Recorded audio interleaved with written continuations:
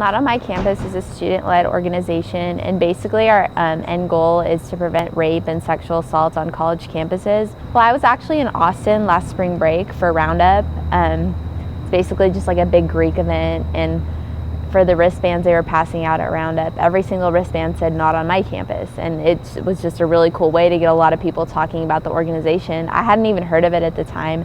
And so I went online and Googled Not on My Campus, and come to find out that UT Austin has this incredibly successful branch of Not on My Campus, and what they were doing over there was just so amazing. They had, social media campaigns with Not on My Campus on your hand, and they got the president of the university to do it, and all the football players, and Greek life, and it just ended up being this huge campaign that got so many people talking and made national news. And I just think that's such a great way to make a change on your campus. We just had a lot of tools available to us if we need it, and administration is fully behind sexual assault not happening here at Texas Tech. We decided that we wanted to develop a campaign that would be something unlike any other campaign that had done before. And the reason that we named the campaign Define Your Line is because it's all about you deciding what's right for you. My main research question has always been, how can we use entertainment media to promote positive sexual health? And that can be in a number of different ways, by preventing sexual assault, by trying to encourage or promote sexual empowerment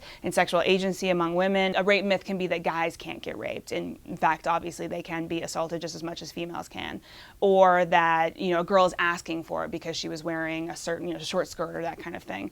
So we found that the rape myth acceptance was high among students in some cases, and that we also then tested some other campaigns that had been out there to try to prevent sexual assault. So they had come at it from a number of different angles, from consent, from trying to talk about how to communicate with your partners, all these different campaigns, but none of them really seem to be working. This campaign is about promoting open sexual communication between partners by just having an open conversation about sex in general, trying not to make it as taboo to talk about. Rape and sexual assault is not okay. It's not okay to do those kind of things. You need to have consent, and it needs to be okay with both people. And especially on a college campus where you're here to learn, you need to be able to be somewhere where that everybody feels comfortable and it's equal rights for everybody. It's really important that everybody knows their rights under Title IX, that it has to be an equal learning environment for both men and women.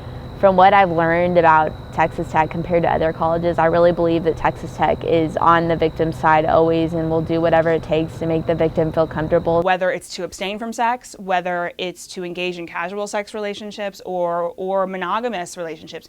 In any of those situations, you have to both give and receive consent before you can have consensual sex. I do see a lot of young females and males, but young females in particular, that aren't really empowered by their sexuality, meaning that they don't really feel like they own their sexuality, that they really do have the power to say no or express their desires. And so we want to encourage that more. We want to encourage that with men too, because there's a rape myth or a misconception that this idea of token resistance, that women are supposed to resist sex at first. They're not supposed to want sex, right? Men are the ones that are supposed to want sex.